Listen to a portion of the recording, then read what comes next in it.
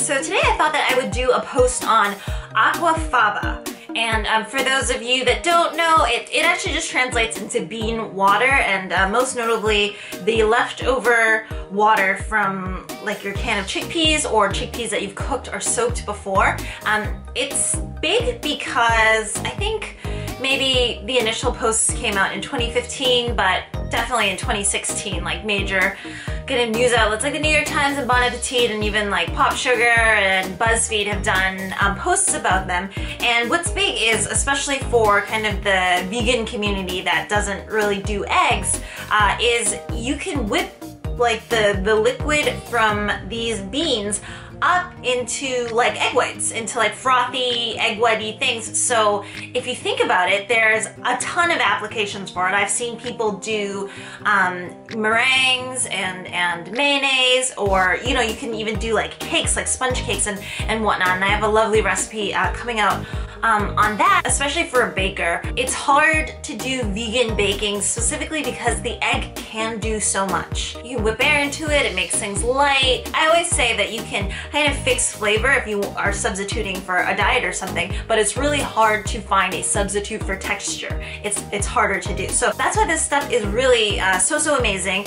They're starting to kind of do studies on it. It's part protein, part starch, part vegetable solids, as I'm sure that you can guess from, you know, just boiling out beans, or you're boiling chickpeas. So it's not just chickpeas, you can do it with other legumes as well. But what happens is the liquid gets kind of really thick, and because there are the proteins and other kind of binding agents in there from cooking the beans, you end up being able to actually whip air into it, and then the bubbles really stay.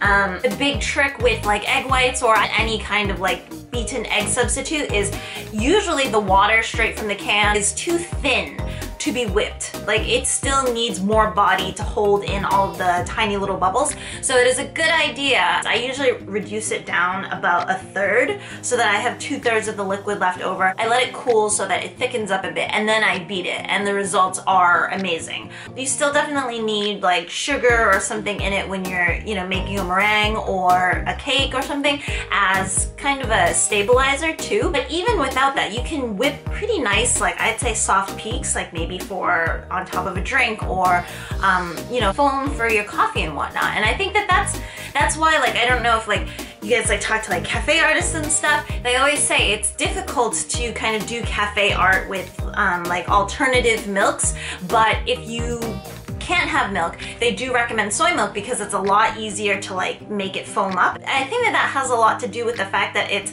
like beans, like soybeans and water and soy milk, versus like an almond milk, which is like nuts and water. So it must be that beans have components in it that kind of make it froth better, that makes it hold air better, that really works for this. Even with something like if you've made marshmallows before, so like melting gelatin and then having that kind of be like a thick liquid and then even beating that up is really similar to this. I'll put a link to my blog post down below. I've kind of written out kind of the history behind it and what it composes of, but there's definitely like a ton of applications that you can, you know, add this stuff to. So it's really exciting, and yeah, I just thought that I'd do kind of a general post on this, and then recipes to come. So I will see you guys soon. Okay, bye.